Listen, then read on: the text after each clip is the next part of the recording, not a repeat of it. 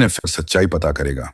विजय के दोस्त आनंद और राहुल ने उसे समझाने की कोशिश की। भाई, मत जा वहां। जो भी वहां गया कभी वापस नहीं आया। लेकिन विजय ने किसी की नहीं सुनी। वह कैमरा, टॉर्च और जरूरी सामान लेकर कपणदुरा के सफर पर निकल पड़ा। गांव में पहला कदम जब विजय गांव पहुंचा तो वहां उसे एक अजीब सी खामोशी महसूस हुई। गांव में मुश्किल से ही कोई दिख रहा था। जो भी था वह दूर से ही उसे घूर रहा था। विजय ने एक बुजुर्ग से पूछा, बाबा, यहां लोग इतने डरे हुए क्यों हैं? बुजुर्ग ने कांपती आवाज में जवाब दिया, बाबूजी, रात होने से पहले यहां से चले जाइए, नहीं तो आप भी मर जाएंगे। विजय हंस पड़ा। बाबा, ये सब अंधविश्वास हैं। लेकिन बुजुर्ग की आंखों में छिपा डर देखकर उसे कुछ अजीब सा लगा। उसने गांव के कुछ और लोगों से बात करनी चाहिए, लेकिन कोई भी उससे ज्यादा कुछ कहने को तैयार नहीं था। भयानक अतीत का खुलासा। आखिरकार एक अधेड़ उम्र के व्यक्ति रामचरण ने उसे अपने घर बुलाया। अंदर पहुंचते ही रामचरण ने दरवाजा बंद कर लिया और धीरे से बोला, तुम्हें अगर सच्चाई जाननी है तो सुनो, लेकिन बाद में पछताना मत।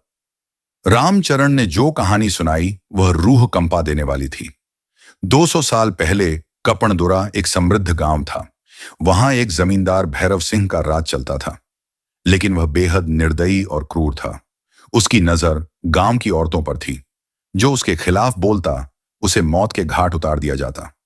एक दिन गांव के लोगों ने भैरव सिंह के खिलाफ विद्रोह कर दिया।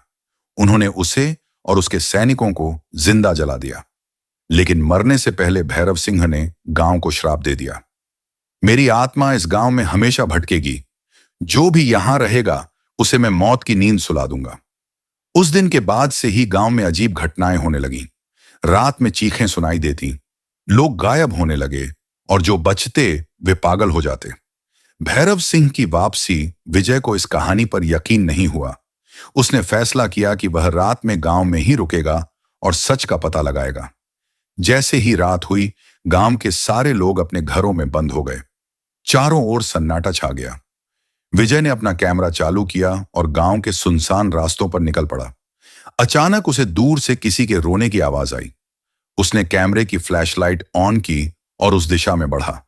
वहां कोई नहीं था, लेकिन अचानक हवा तेज हो गई और उसके कैमरे की स्क्रीन पर एक धुंधली आकृति दिखी, लाल आंखों वाला एक साया। विजय का दिल जोर जोर से धड़कने लगा।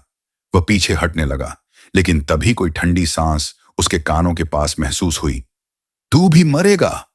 मौत का शिकंजा। विजय घबराकर भागा, लेकिन उसे महसूस हुआ कि उसके पीछे कोई दौड़ रहा था।